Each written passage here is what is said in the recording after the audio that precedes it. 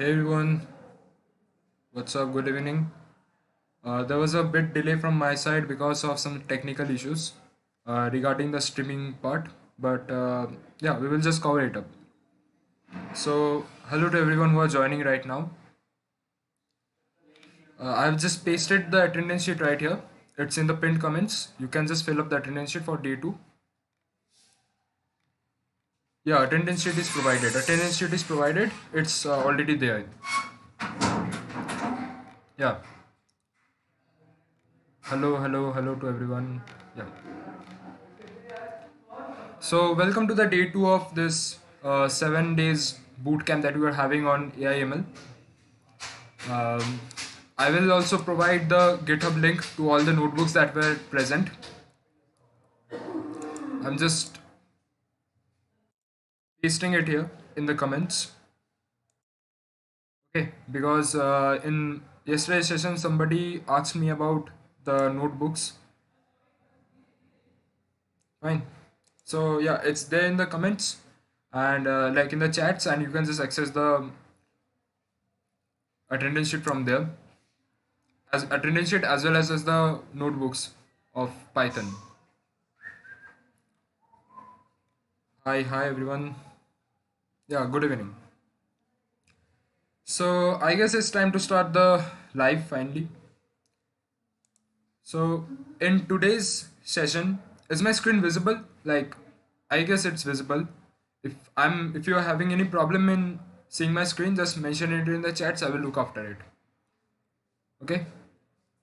Yeah. So in today's session, we will basically learn about control flow. So control flow is an important part in Python. In yesterday, we basically learnt about the data types and operators. But to maintain a program, you need the flow. So control flows are something which reduces the repetitivity of a program.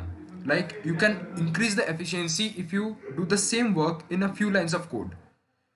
So that means that it's basically reducing your effort and improving your productivity. So control flows are is a sequence of your code which helps in running you in the decision making. Here we will learn about several tools in Python which can affect our code's control flow.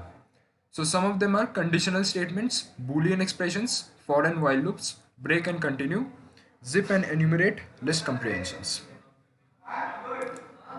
Okay? Yeah, it is visible. Okay, thank you.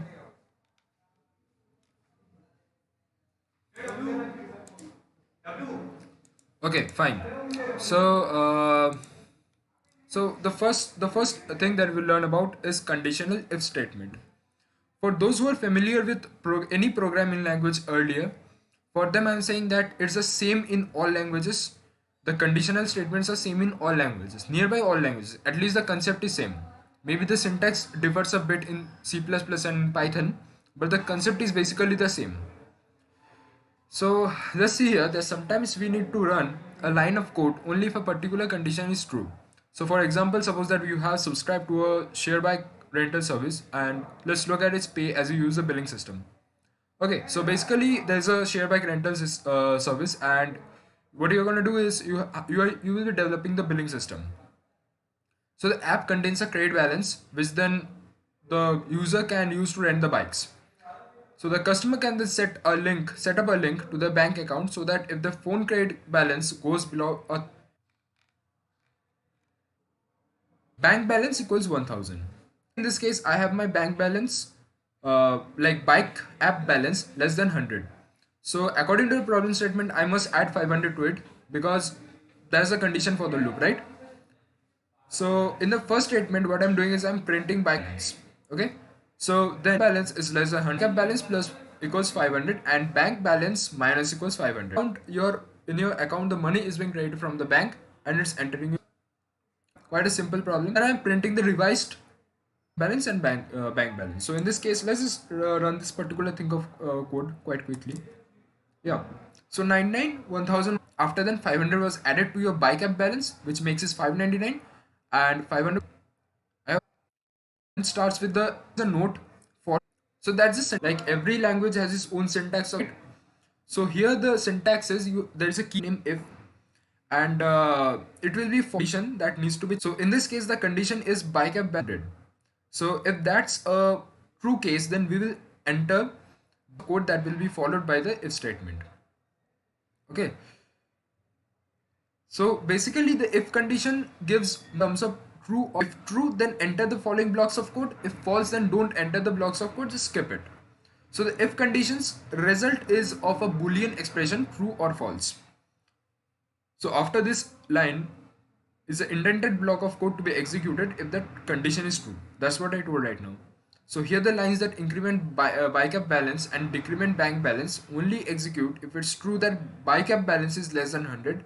If not, the condition in this block is simply skipped. Okay.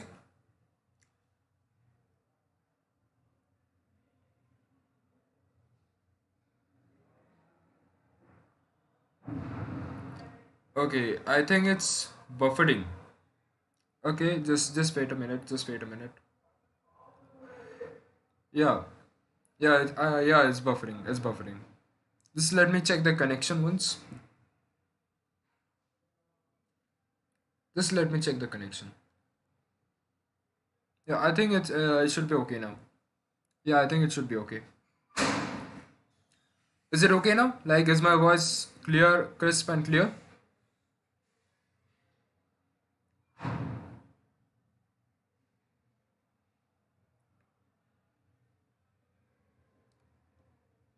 Is my voice crisp and clear now?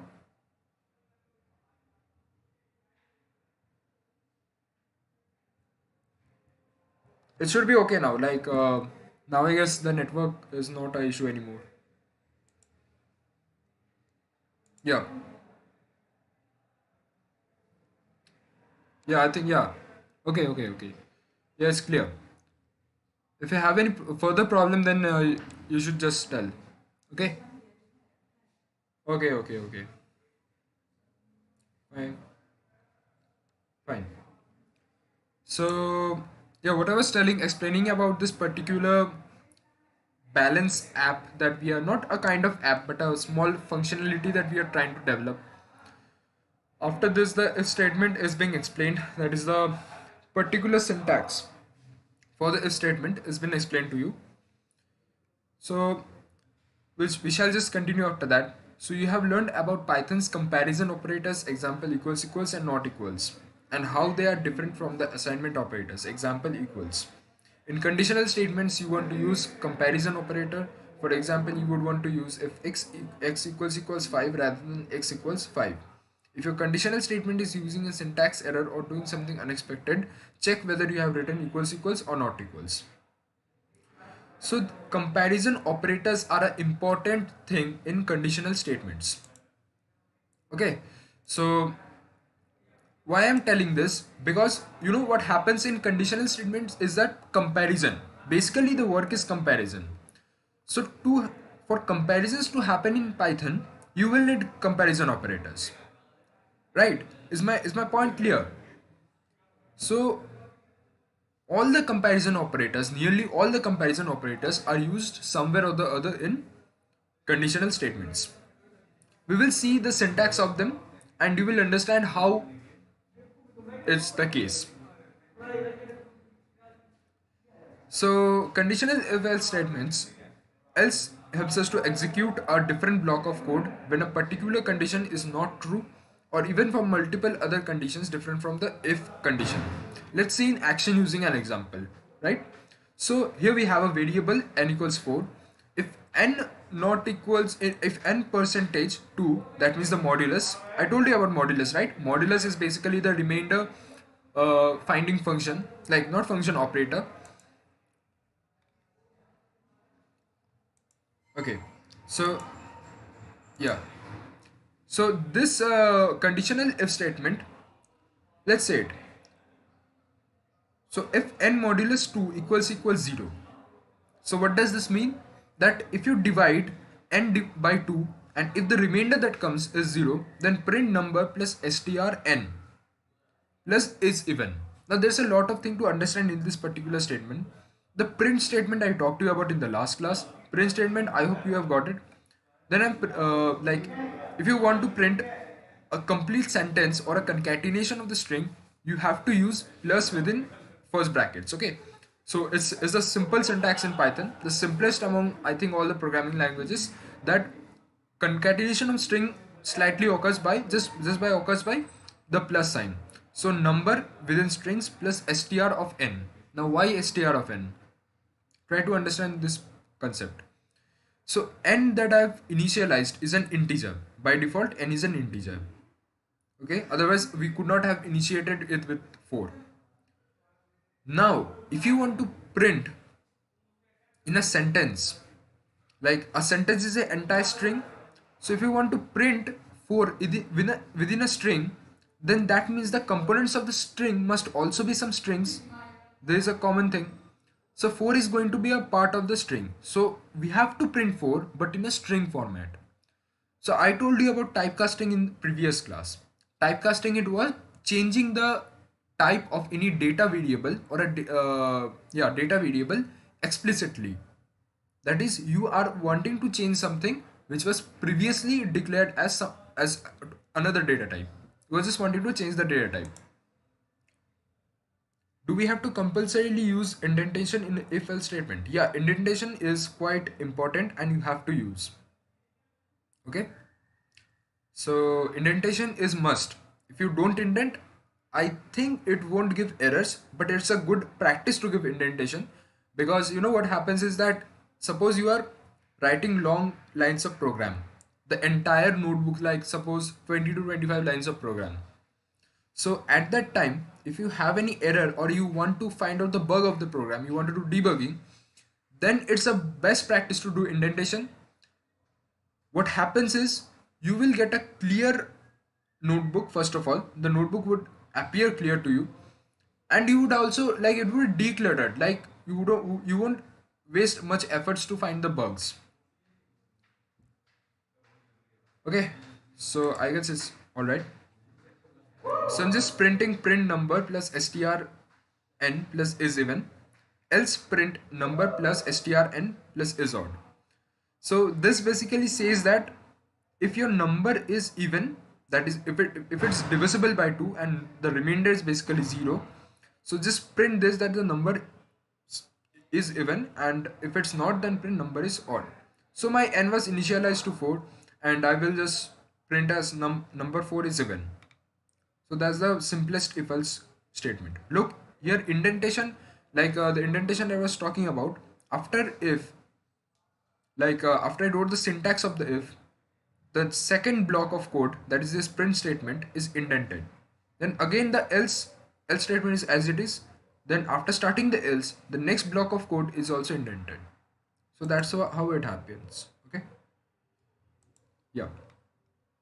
If you have more than two possible cases, then you can use elif. Let's look at an example. Now suppose for odd even there are only two options, either odd or even. There is no third option, right? But if you have third options, or if you have more than two options, then what to do in that case? Suppose season equals fall. Alright, if season equals spring, then print plant the garden. Elif season equals summer, print water the garden. So here we have multiple choices or multiple possibilities for seasons, and we won't use if else, because instead we would use if-elif. So if we will provide a statement, then we will begin elif season equals summer, then we'll print the statement, and again elif season equals fall, print harvest the garden. Elif season equals winter, print stay indoors. Elif print unrecognized season.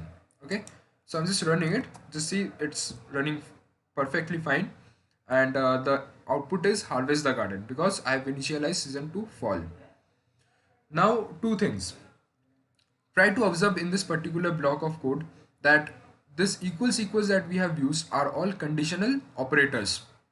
Okay, and the conditional statement is if-elif, and print statement I have already explained to you all the technicalities of the print statement, so I guess there is no problem. Okay, yeah.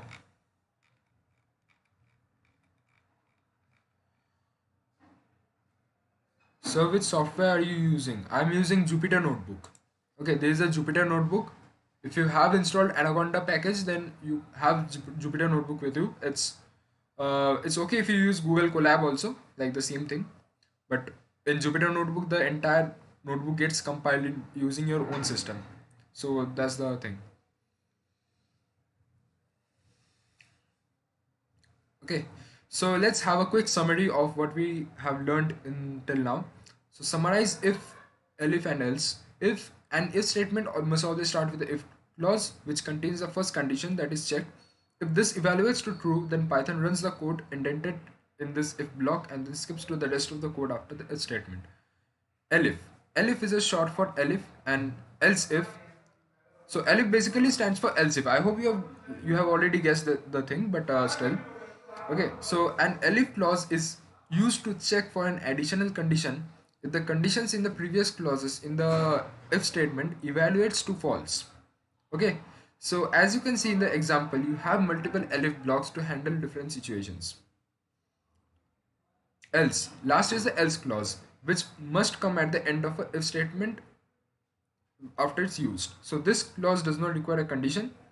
The cause the code is in a else block is run if all the conditions above that in the if statement equals to false. So what's it saying that else does not require a condition? Why? Because you have given the condition. If the condition isn't met, then go to the else portion. That's the funda. The condition within the if statement or the if clause, if that's not met, then you have to go to the else statement. So that means the condition for the else statement is the negation of the if statement. Are you getting my point? I hope it's clear. If you have any questions, you can just ask me. Attendance sheet is provided in the pinned chat. Just have a look at it. Okay. So any problems you may ask me. Yeah, notebook I shared with you. Like in the check the comments. I've shared the notebook with you in comments portion.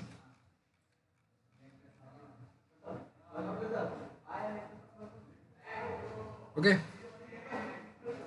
And attendance sheet is also there.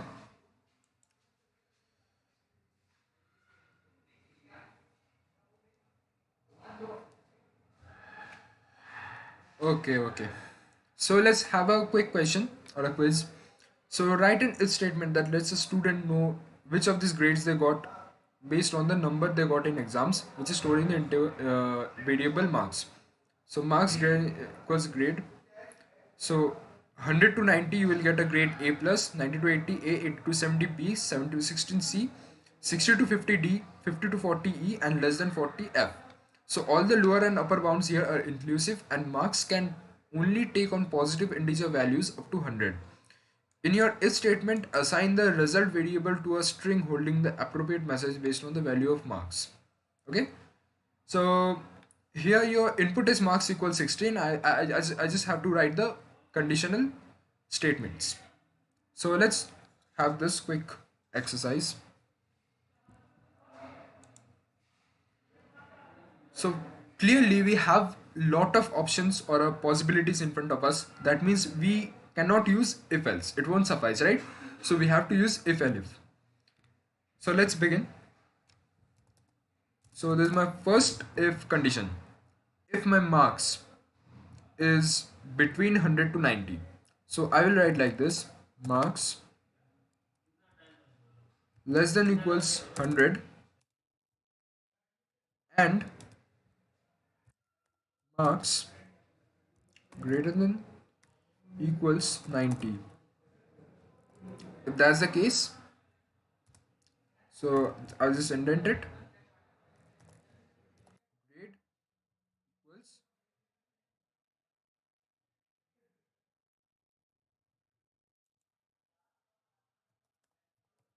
So I will declare grade as string. Okay. So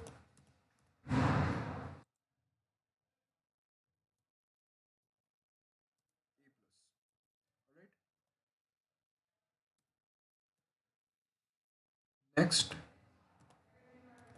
elif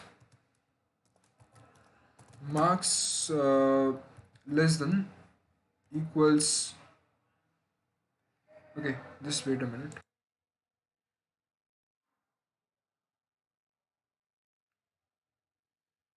Okay, okay. So next we are talking. So 100 to 90, that portion is done. So next we'll move to the next portion, 90 to 80, and here we'll use elif because the if condition was 100 to 90. Now if that condition isn't met, if your marks is not between 100 to 90, then we shall move to the lower slab. What is the lower slab? 80 to 90. So we are moving to that thing. Uh, yeah, quite good. So if your marks are less than 90 and marks is greater than equals 80,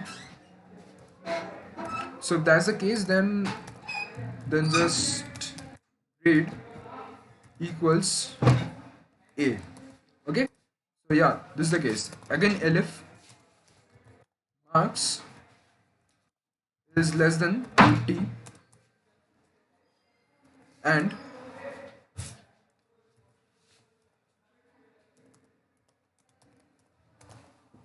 marks less than equals 70,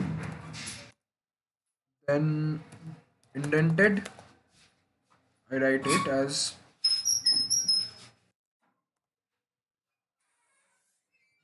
equals B plus. Okay.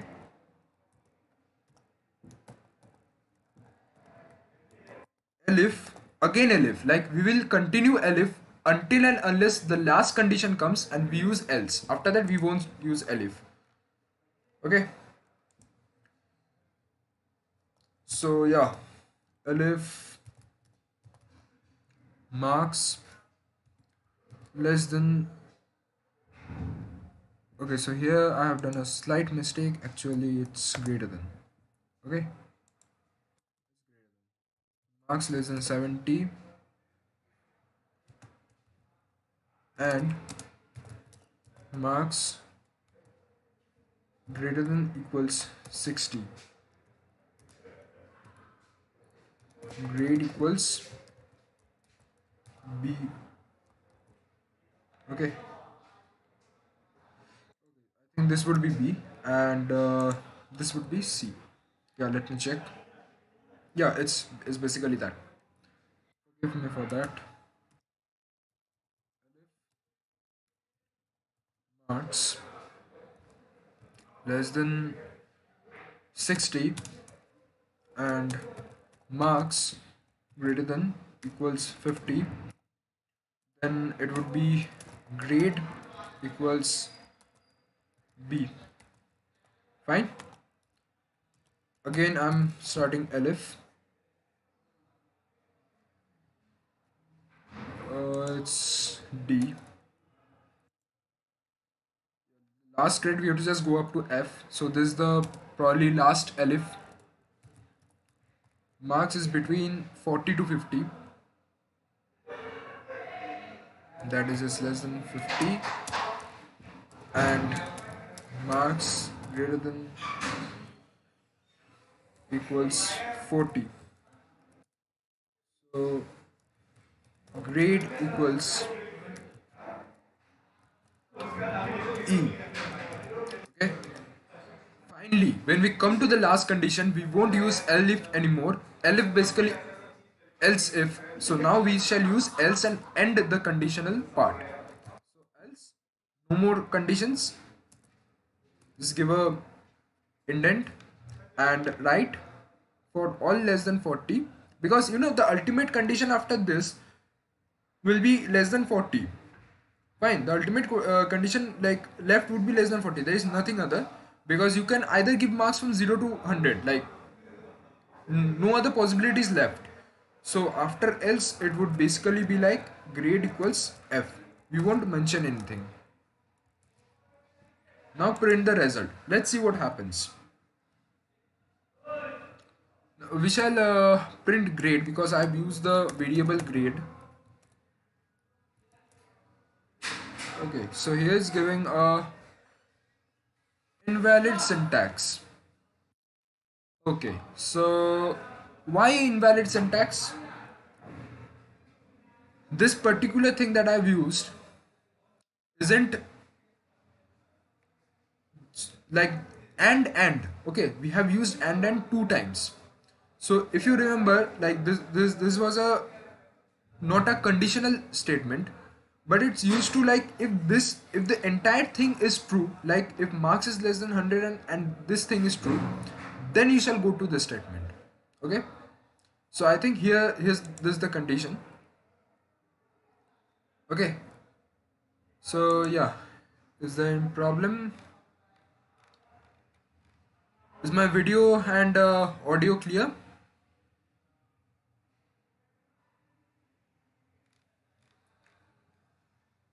Any issue with the attendance sheet? I hope everyone is getting the attendance sheet. Please fill up the attendance because uh okay, so yeah, Prachi, yes, okay, fine, fine. So if this is clear, we shall move to the next question. So depending on where an individual is from, we need to tax them appropriately. The states of CA, MN, and NY have taxes of 7.5%, 9.5%, and 8.9% respectively. Now use this information to take the amount of a purchase and the corresponding state to assure that they have taxed the right amount. Okay, so here we have basically we have the tax rates of different states C, A, M, and Y, and they have 7.5%, 9.5%, and 8.5% tax rates. So we have the tax amounts, we have the tax rates. We will just have to formulate the entire thing, print how much tax he has to pay, and yeah, we have to do that thing. Okay, so yeah.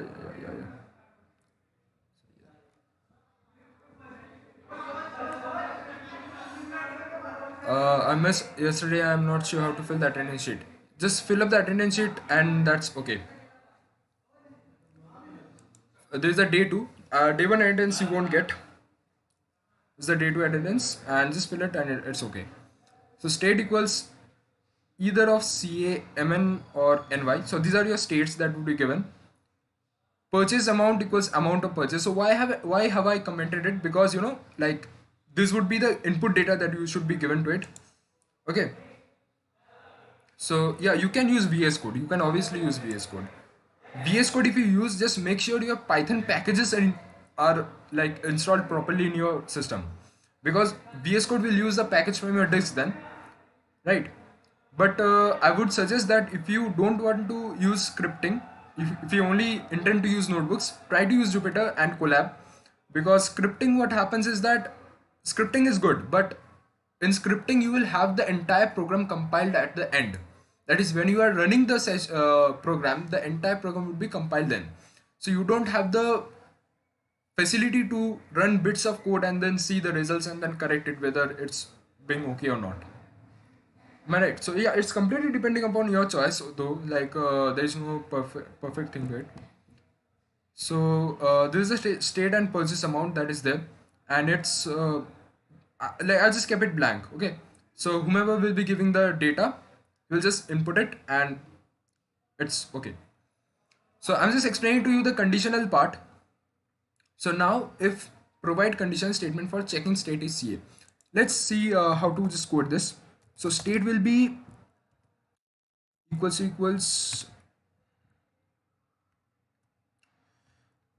CA.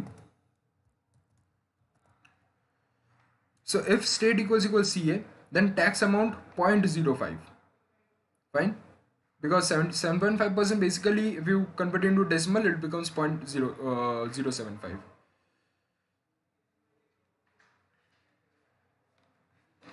Okay. Okay, yeah.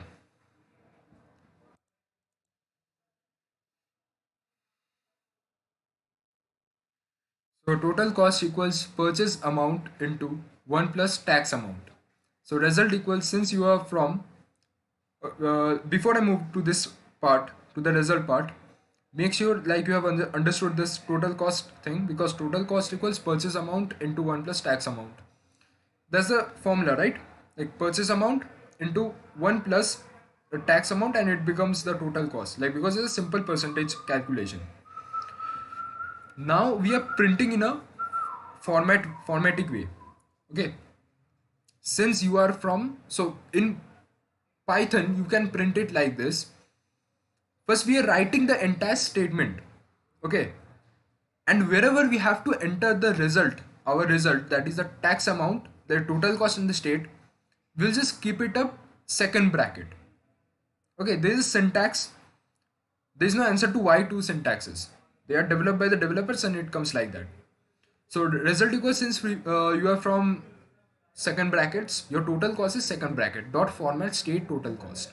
What will happen is that when you will execute this statement, particular statement, so the state will come here and total cost will come here, and uh, and that's how you will get your result. Okay, this is a proper formatting way. Fine.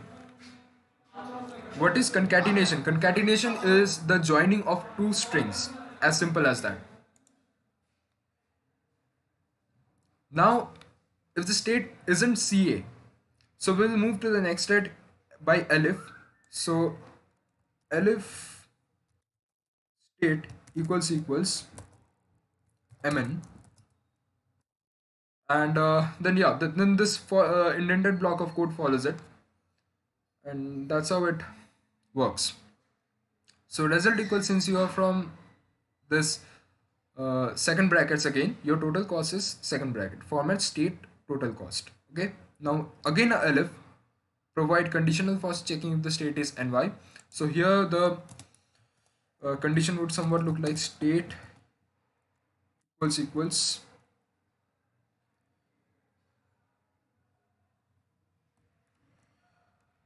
ny. Okay, so that's how tax amount equals 0.089 and total cost equals purchase amount into 1 plus tax amount. Fine. Print results. So that's how it is gonna do. Any problem in this? Any problem up to this? If you have any problem, you can ask me.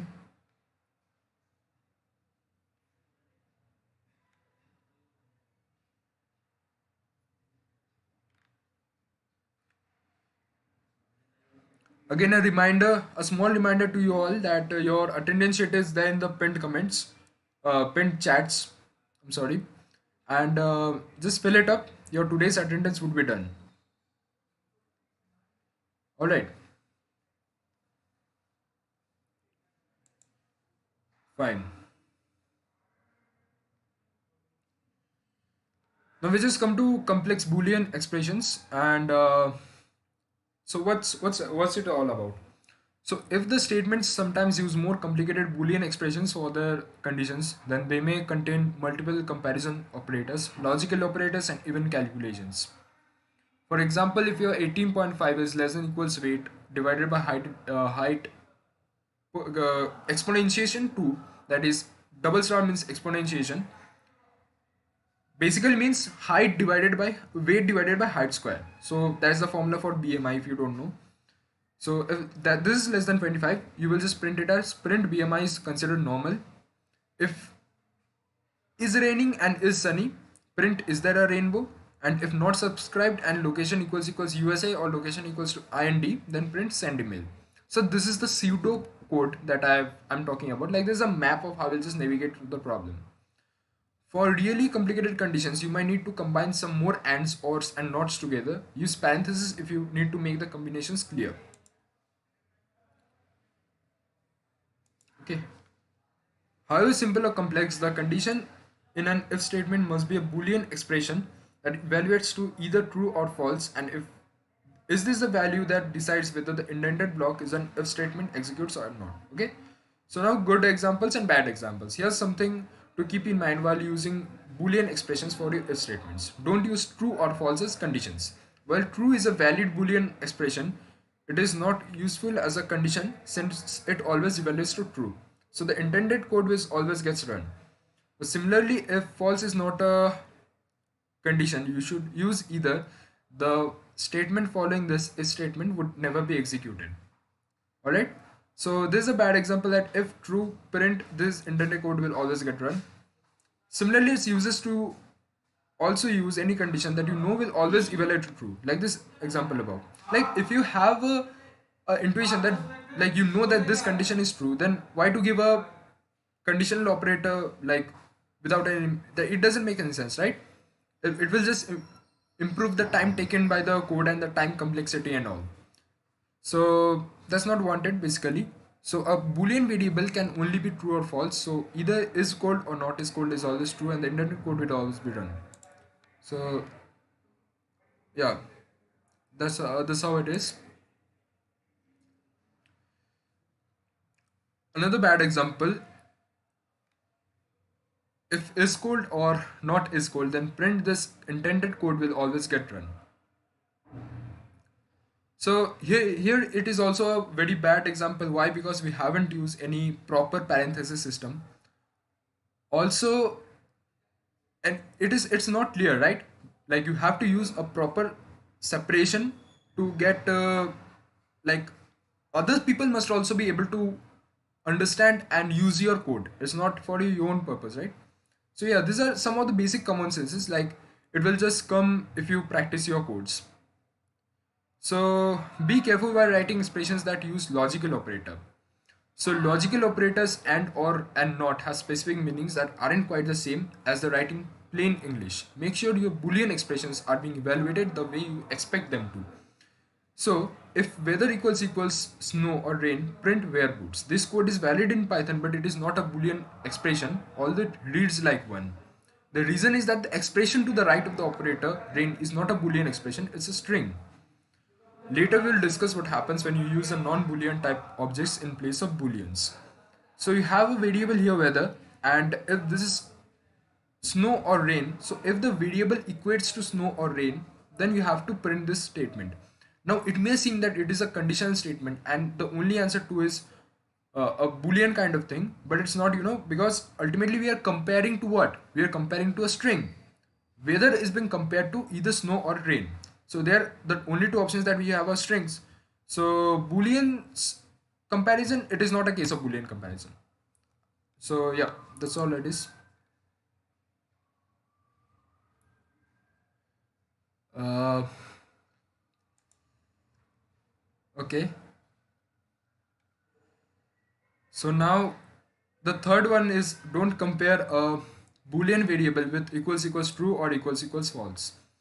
So this comparison isn't necessary since the boolean variable itself is a boolean expression. Bad example: if is called equals true, then print the weather is cold. Fine. So now there is a thing that you cannot use true or false, which are two boolean variables, like boolean expressions, with a boolean variable. So this is a valid condition, but we can make the code more readable by using the variable itself as a condition instead of if is cold, then print the weather is cold. So yeah, that's it. So if you want to check whether a boolean is false, you can use the not operator. That is not something, we are basically checking if it's, like, not true would basically means false. So if you're putting a true statement with a not, then that would basically check if that's false or not. This is the negation thing.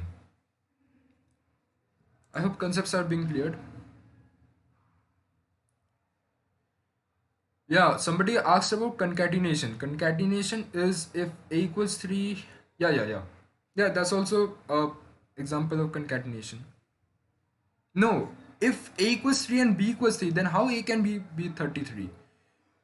Like basically it would be if a equals 3, you are basically trying to tell that you are initializing a with integer 3 and b is also integer 3, right? So how a plus b could be, like, it would be 3 plus 3 6, that's it. And if you need to write 33 for this purpose, you have to write 3 with a string, that is you need to write it as a character. Concatenation only happens for characters and strings, not for any integers or floats or anything.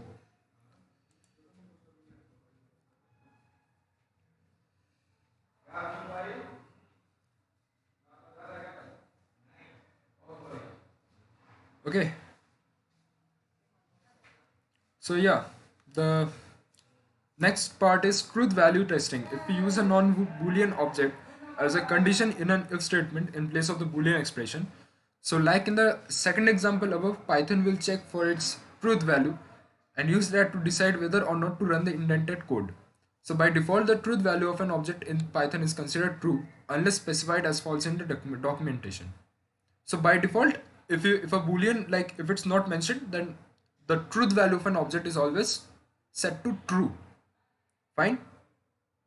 Are you getting my point?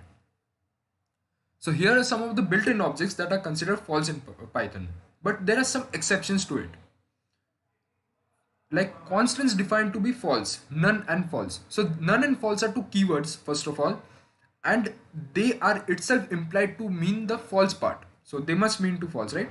Zero of any numeric type, fraction, decimal, everything. Empty sequences or collections, they are always like set to false. So just an example. Okay, so this type of example you have seen. Next, let's do a question. I think much of theory has been done. Sir, what type of language is Python? Programming or scripting? It's a programming language. Scripting languages are basically JavaScript and all, because Python is a multifaceted language. Okay, right? You can use libraries and all thing to manipulate data sets and everything. So yeah, it's a programming language.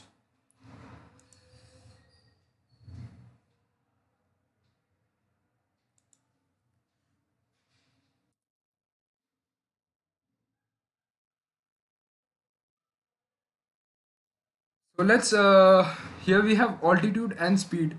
So this is the altitude, and so what we have to do is we have to write boolean expressions for each of them, and we have to evaluate it to true or false whether it is and match the values. Okay, so let's have a look at the data. So altitude is 10,000, speed is 250, and propulsion is propeller. Okay, so if your altitude is less than 1000 and speed is greater than 100, so you have to just check that thing. So let's write the first line of code. First initialize it. We have to always initialize the thing. Altitude equals 10,000, and if altitude is less than 100 and speed is greater than 100, then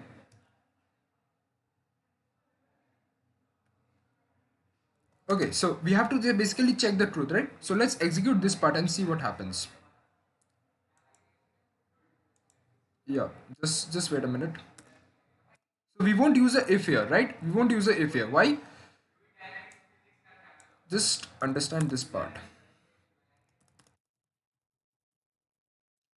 So first of all, you have to evaluate it whether it's true or false. So you have to basically check the validity of the statement. Are you getting my point? You have to check the validity of the statement whether it's true or false, and you have to do the truth value testing of this.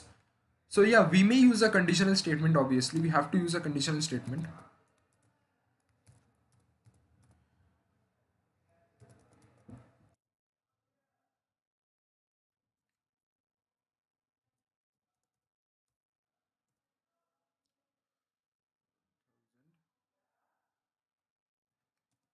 And also and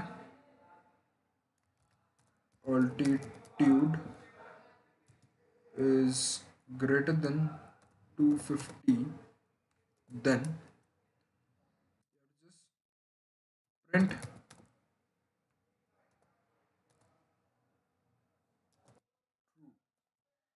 Okay, so let's have see this. Okay, so yeah, I think if you have to do it separate wise because and is not executing properly. Let's now print this now. Let's see what happens. The altitude, everything is okay.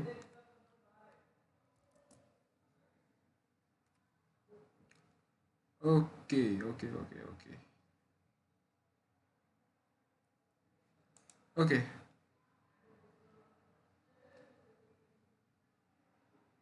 Okay, so certificate criteria, you can talk about like certificate criteria is nothing. You just attend the class, you have to form the Google Sheets regularly, and yeah, if you attend the class like live session for 7 days, I think you will get the certificate. So you must have a WhatsApp group for you, and you can ask the questions there. Okay, it would be great. This is coding on GitHub. No, I have uploaded the notebooks on GitHub for like because there were several notebooks and you have to upload it. Okay, yeah. So yeah, I guess it's late, right? Yeah, I've just like I'm not taking care of the time. So yeah, if it's okay for today, we can just meet tomorrow. Yeah, it's best on GitHub. Yeah, I will try to upload it on a Google Drive and send it to your next class on a Google Drive so that if you guys are having problem in uh, GitHub, then I can have it to Google Drive also. No problem. Just give me the response and yeah, it's okay.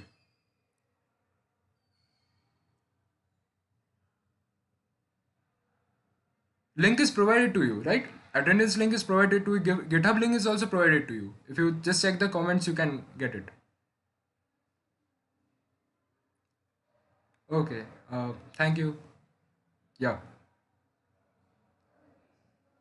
How you will join? Yeah, the chat group. I guess you like. Yeah, it's the chat group. Yeah. Yeah, I will start. I will try to start tomorrow at 8:30 sharp. Like today, there was a bit glitch in the technicalities, so there was a bit problem here. Okay. Okay, so let's end today's class. It's getting late. Bye bye.